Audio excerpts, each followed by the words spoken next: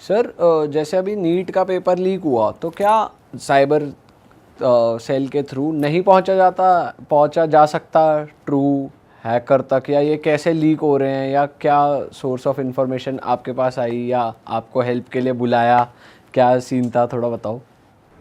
पहले आपको पता है कि ऐसे कौन कौन से पेपर हैं, कोई भी 2-3 जो आज तक लीक नहीं हुए? यूपीएससी का सुना है। एक तो यूपीएससी का लीक नहीं हुआ, और कोई जेडब्ल्यू जेडब्ल्यू का लीक नहीं हुआ। जेडब्ल्यू का तो ऑनलाइन होता है, मतलब जो कंप्यूटर बेस्ड मेंस का एग्ज़ाम होता है उसका। पर 2015 में एक बार क्या हुआ था कि कुछ सेंटर्स पर ये कंप्लेन आई थी कि वो कंप्रोमाइज़ थे जेडब्ल्यू की, और फिर इन्वेस्टिगेशन हुआ तो एक रशियन हैकर था जो पकड़ा गया था एयरपोर्ट से, और उसने एक्सेप्ट भी किया था कि उसने हैक किए थे। अच्छा, तो ये तो न्यूज़ में है।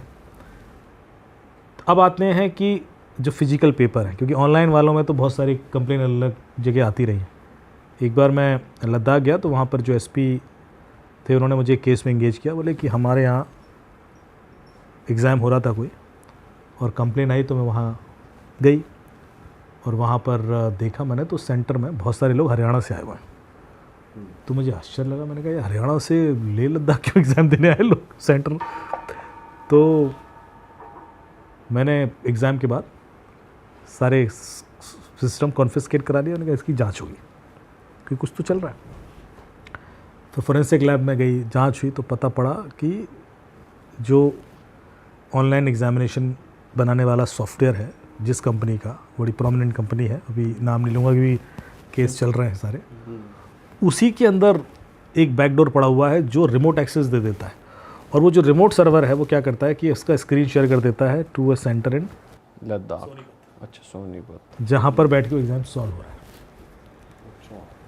तो ये जो लेकिन इसमें ये सब पॉसिबल तभी था जब ये सेंटर भी कंप्रोमाइज्ड हो। बट ये लद्दाख क्यों गए हुए थे? क्योंकि वो सेंटर से मैनेज था ना वो, क्योंकि वो मैं ऐसा वाला अपडेटेड वाला डाल दूंगा, हर एक सॉफ्टवेयर के संग ऐसा नहीं कर पा रहे होंगे। So they would have created some special rogue version of that application which is installed in that system.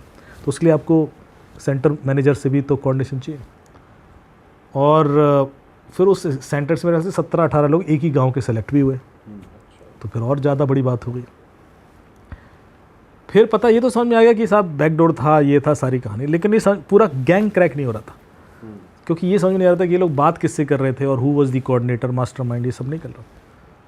तो हम लोगों ने जितने भी सस्पेक्ट थे उनके आईपीडीआर एनालिसिस करने शुरू किए कि आपस में कैसे बात कर सकते। तो व्हाट्सएप पे कनेक्टेड नहीं थे, नॉर्मल कॉल तो हो ही नहीं रही थी।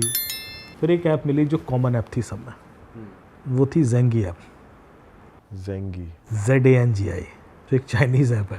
अच्छा, जब वो मिली तो समझ में आया कि खेल तो जेंगी से हो रहा है। So they all were connected on Zangi, और उसी के थ्रू कोऑर्डिनेशन कर सकते थे, उसी से बात भी उसी से करते थे। जैसे chat app like Discord, WhatsApp.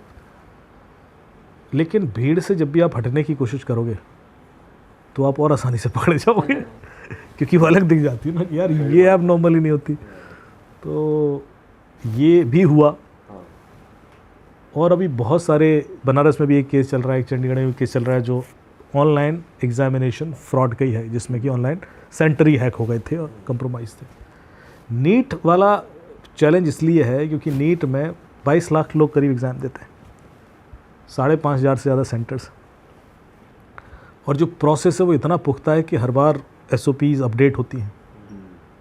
पहले मैं बताता हूँ जो होता है कि जो क्वेश्चंस पेपर तैयार होंगे वो पता ही नहीं होता किसका कौन सा यूज़ होगा, कौन सा नहीं होगा, रैंडम होता है। फिर वो मल्टीपल सेट बनाए जाते हैं, फिर वो प्रिंटिंग प्रेस में जाता है। प्रिंटिंग प्रेस भी सिक्योर्ड होती है पूरी हर तरीके से, वहाँ से लीक नहीं हो सकता। हो तो सकता ही है, देखिए, लेकिन मैं कहता हूँ इनका प्रोविज़न ही होता है कि वो सिक्योर्ड है। फिर वहाँ से जब लोड होके जाएगा गाड़ी में तो गाड़ी की ट्रैकिंग होती है, GPS भी होगा, लॉक भी होगा, यदि लॉक भी खुलेगा तो पता पड़ेगा सेंटर में। फिर जब वहाँ जाएगा, खुलेगा बॉक्स, तो एग्ज़ाम के 1 घंटे पहले ही अनब्लॉक्स होगा और वो ऑब्जर्वर की उपस्थिति में खोला जाएगा। फिर उसमें भी कौन सा सेट यूज़ होगा वो भी 10 मिनट पहले ही बताया जाएगा। तो इस तरीके से थोड़ा सा रैंडमाइजेशन डाल के कोशिश की जाती है कि बचे रहे। हर बार, अब जैसे पिछली बार जब लीक हुआ था 2023 का, तो उसमें जब सेंटर में पेपर जाने वाला था उससे पहले खुला है, उससे फ़ोटो खींच के शेयर कर दी गई थी।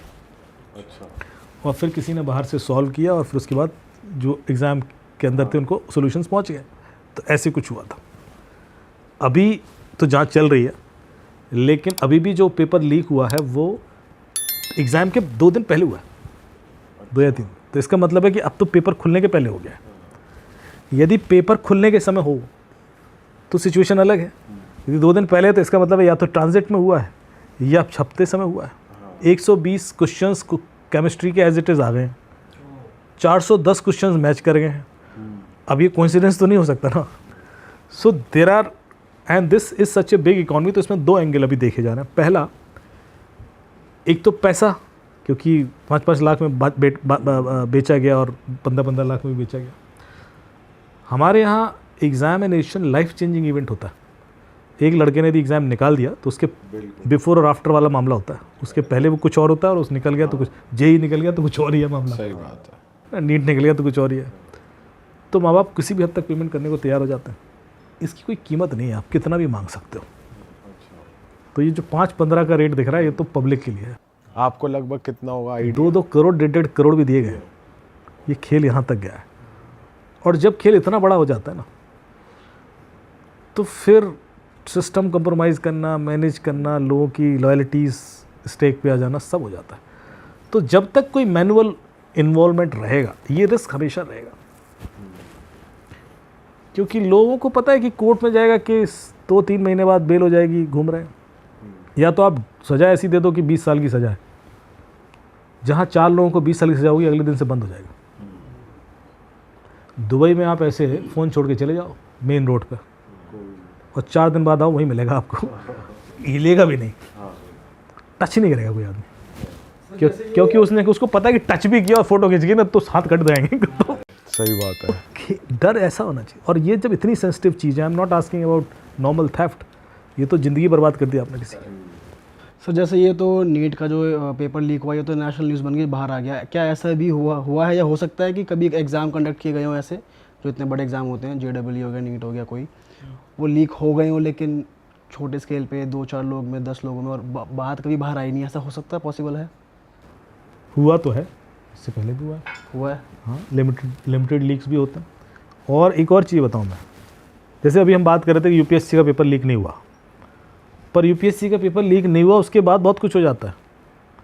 यूपीएससी में जितने भी सेलेक्ट हुए हैं, अभी आप गौर से देखो कितनों की EWS सर्टिफिकेट बन गए जो पहले नहीं थे, कितने वो जो मेडिकली अनफिट वाले जो कैटेगरी होती है विकलांग वाली, उसमें गए हैं। कितने लोगों ने रीड दिया है, दोबारा दिया है तो सर्टिफिकेट लगा के दिया है। तो ये सब क्या है? और भी बहुत कुछ संभव है जो अभी ये क्यों हो रहा है, इसका मतलब है कि हमारे यहाँ पीछे वेरिफिकेशन प्रोसेस ही नहीं है।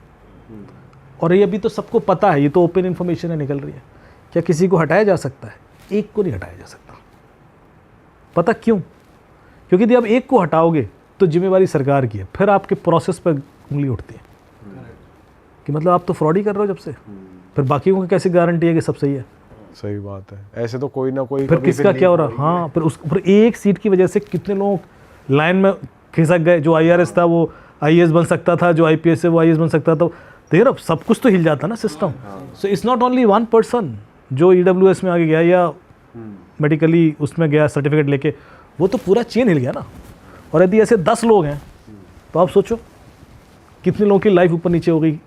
तो हर जगह से वो कंप्लेन आनी शुरू होंगी, तो किसी का कुछ नहीं होना, ये चुपचाप यही बात।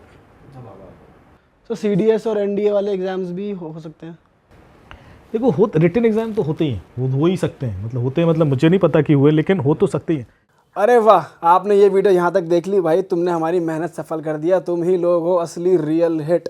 और अगर आपको बहुत मज़ा आ रहा है ऐसी क्लिप्स में, ऐसी वीडियोस में, तो फटाफट जाइए प्लेलिस्ट पे, बिंज वॉच कीजिए और सारी वीडियोस देख डालो और मौज काटो। That is it. हम मिलेंगे नए पॉडकास्ट में, नई क्लिप में। Till then bye bye, see you, take care, do subscribe.